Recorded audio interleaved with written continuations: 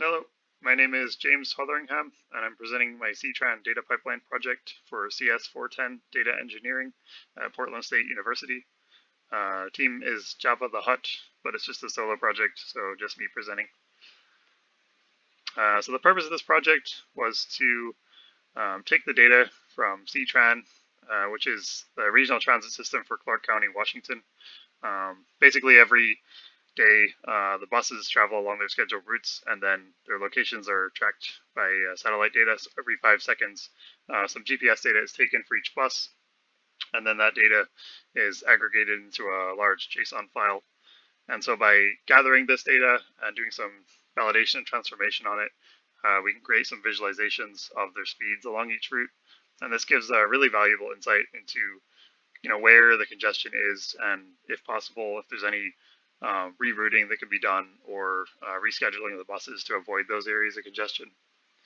So the goal of this project was to create an end-to-end data pipeline that transforms the basic data into a format that can then be loaded into a database, and then from which queries can be made and visualizations can be created. So this is my data pipeline architecture. So basically there are two endpoints. There's a trip data and a breadcrumb data endpoint. And I have a virtual machine running on Google Cloud that hosts two producers. And so every day, a cron job is running that hits those endpoints for the data. And then the producer grabs that data and it sends it to a Kafka topic that is running on Confluent Cloud. So Kafka topic, they hold the information until it's ready to be consumed. And I have another virtual machine running on Google Cloud that hosts the consumer, and basically it's just polling continuously, and then whenever data gets loaded into the Kafka topic, that data then gets pulled down into the consumer and then sent to some code that does validation and data transformation. So basically any of the fields that are seem a little wonky or have some issues, they can either be transformed into a format that is correct, or if there's anything completely wrong with the field, maybe the record itself needs to be dropped. And once that validation and transformation has been completed, it can then be loaded into a Postgres database, from which queries can then be made. Once those queries are made, they can get converted into a GeoJSON format, which then gets loaded into the Mapbox API. And from the Mapbox API, there's then some code that you can run to get a map and a sort of visualization of each data point on the map. So you can see the speeds of the buses at each point along whatever route you queried for. So as far as data storage, on a typical weekday, there's between 300 and 400,000 sensor readings. So it's around 140 megabytes of data to be loaded. And on a Saturday, there's a lot less, around 175,000, which is about 70 megabytes of data. And then on Sunday, even less still, so around 135,000 sensor readings, which is about 50 megabytes of data. So it's a lot of data. It really adds up. But actually, it ends up not being too bad in the database, because there's various duplicate fields. There's fields that don't actually get loaded into the database. There's only a few columns that actually need to be loaded for each row. So it doesn't actually take up as much space as it seems here. But ultimately, as of Friday, March 12th, 2021, my database held about 625 megabytes of data. So it still does add up. Eventually, this will get very big, and you have to deal with hosting all of that data. So eventually things get expensive, and especially for much larger data sets. So the first visualization that I want to show is basically, I thought it would be interesting to take the trip that has the fastest average speed and the trip that has the slowest average speed across the data set, so you can compare the two and kind of get an understanding of why one is so much faster than the other. And so if you look at the part around Hazel Dell, you can see kind of red and yellow that show you where the bus has slowed down and stopped. And if you look at the bottom right, you see the route is almost entirely green.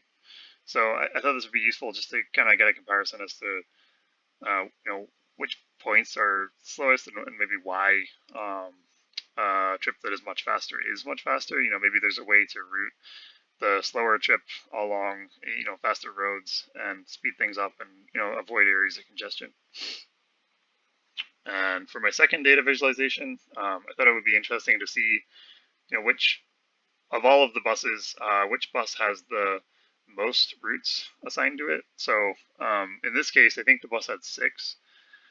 And I thought this would be kind of useful for people to query just to see, like actual utilization of buses. So, maybe 6 is too many. Maybe another bus that only has 1 route should have more routes, and this bus should have less routes. Maybe it'd be useful to just kind of get a idea of how far each bus is actually traveling.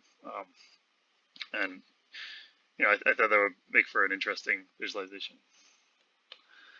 As far as the difficulties with this project, I think the hardest part is just understanding the data. You can't really do any validation transformation on your data until you fully understand what it means.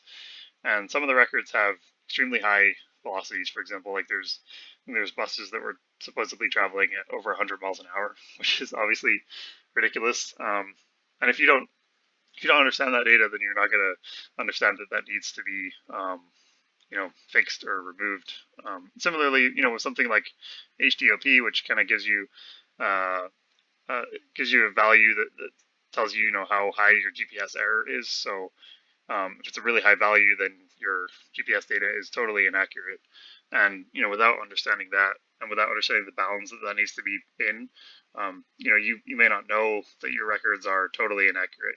You might think that they're fine, especially because it's a fairly abstract field that you just may not understand as a data engineer. So it's really important that you do understand as a data engineer, that you actually spend time learning what each of the fields on each record mean, and before you do any data validation, because without that, there's no way to really understand and get proper good data sets if you're not understanding what you're actually doing. So yeah, I wanted to thank Ctran for providing the breadcrumb and trip data, and to Dave and Taylor for talking to the class about their work. It's really useful to hear all that, and it was really awesome to actually have real live data that we could use. Thanks to Bruce, David, and Aman for running the class and getting the project set up. I think this class was a lot of work to set up, and I really appreciate that you guys did that. It's been a blast. I really enjoyed learning all of this and actually getting a full end-to-end pipeline set up, because I've done a little bit of this kind of work at my job, my internships, and I've always just worked on a really small piece, and it was awesome to get a full end-to-end pipeline set up and working, and see kind of how you would approach, starting from scratch, doing a full pipeline for a big data set. So that was awesome. I really enjoyed this class, and I really appreciate all the hard work that you put into it. And I also want to thank Joseph from SingleStore for talking to the class about high-performance data loading. It was really interesting to hear about the approaches you would take for that, because it's the data sets that we have for this class are tiny compared to the absolutely enormous data sets that are out there and companies are trying to work on. So it's really cool to hear about how you would try and improve performance when handling those kind of giant data sets. So yeah, thanks. Really appreciate it. It's been a great term.